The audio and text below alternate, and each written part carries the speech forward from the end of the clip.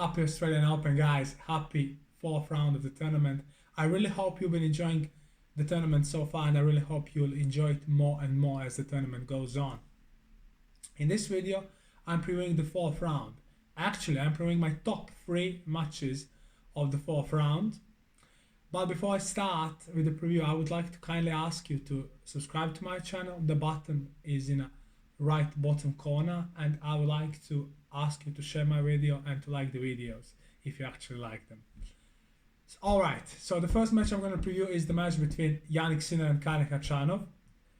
They played 4 times so far. It's 3-1 for Sinner. I remember that match that took place in Miami in 2022. It was phenomenal battle, great clash, lasted around 2 hours 40 minutes or even 3 hours. One of the best matches of that year. I would like to tell you something that is easy to notice in my opinion. It's the fact that they both like the conditions of the Australia AWG fast hard courts, and they are both players who play very well on each surface, and they are the players who have slightly similar style of play. The only difference I can spot is the fact that Sinner is slightly more creative. They both hit the ball very hard, and they will both try to be very aggressive and stay front-footed. It is especially important for Khachanov, despite the fact that he can move very well for that big guy. He really doesn't want to be defensive against Jannik. I mean, no one does. Even the players like Djokovic or Alcaraz always try to be aggressive, because when Sinner is front-footed, it is a problem. He hits the ball very hard. He can finish the point. He can choose the side where to hit the ball very wisely, and he improved his creativity. It is something that makes him a very dangerous player. And speaking about him, his game plan is usually always the same.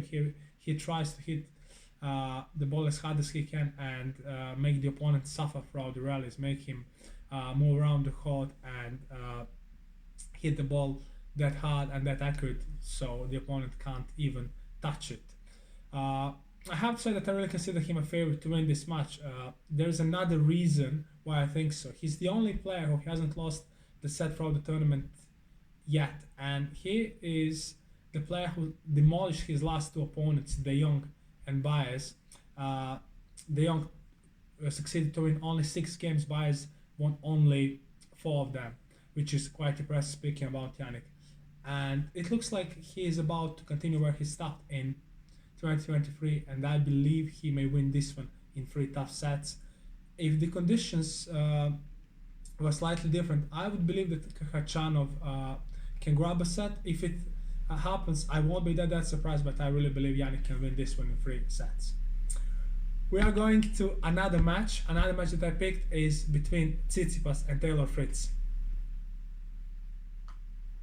So speaking about that match, it's 3-1 for Tsitsipas so far, although Fritz succeeded to win the last match that took place in Monte Carlo last year on clay, which is a big surprise for me. The conditions slightly favor Tsitsipas because of the fact he really likes AWG fast hardcourts. Fritz like any type of hardcore, but I have a feeling that he would prefer slightly faster one, especially against Tsitsipas. I want to tell you that in my mind there are bad matchups for each other by the nature. I have a feeling that Fritz is a bad matchup for Tsitsipas because he hits the ball very hard from both serve, forehand and backhand. And Tsitsipas, with his creativity, slice, drop shots, angles, the ability to move the opponent around the court, is very bad match for Taylor Fritz. It will be a tough one. I really can't see any of the player to win it in 3 sets. I really believe it will go into 4th one, and honestly, I can really see this match going into the 5th set. And if I have to pick the amount of sets, I'm going to say it will go into the 5th one. And because of the fact that Tsitsipas has played very well in Australia so far, and because of the fact that he has better mental strength than Taylor Fritz, I really have to pick him as a slight favorite to win this match. But even if it doesn't happen, I won't be that surprised. If I have to go with my final prediction, I'm going to say Tsitsipas in 5 sets. I'm not sure about that, but I'm pretty sure this match will be a banger and this match will last more than 3.5 hours, and it really might go to distance. The last one, but not least, is the match between Kecmanovic and Alcaraz. They played just once so far in Miami. Kecmanovic, Alcaraz won it in the tiebreak of the third set. The match was a banger, one of the best matches of that year as well. Lasted just over 3 hours. Kecmanovic will definitely have a lot of self-confidence after winning 2 matches after saving match points against Struff and Paul. And as always, there are many Serbs in Australia who can give him some extra energy. The conditions will be very good for both players, in my opinion. They both like hot conditions. Alcaraz is that kind of a player. Kecmanovic used to train in Florida, so he will not struggle with heat, in my opinion. The speed of the court will be good for both of them. I really believe they both of them like average fast hard courts. I think these type of hard courts may become the most favorite surface for Alcaraz, even more likable than clay. Kecmanovic also likes them. He's an aggressive player. He can hit the ball very well and pretty hard from both forehand, serve, and backhand. He also improved creativity, just as Sinner, who I mentioned in my previous prediction. Obviously, Alcaraz is favorite to win, and I really believe he can win it, despite the fact that Kecmanovic will have so much self-confidence. And if he is not tired, I'm pretty sure he will make Alcaraz a lot of trouble. I really can't see Alcaraz winning this one easily. The reason for that are previous match, the fact that Kecmanovic will have a lot of self-confidence because of 2 impressive victories, and the fact that he can hit the ball very hard. Alcaraz has to try to stay front-footed, use his drop shots wisely, and move Kecmanovic around the court.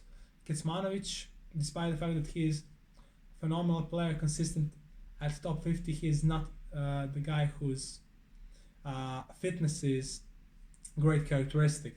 In my eyes, he needs to cut a bit of weight. But anyway, yeah, those are the things he needs to use to make his path to victory. Kecmanovic definitely has to make around 70 or 80% of his first serves in and constantly keep Alcaraz on his back foot.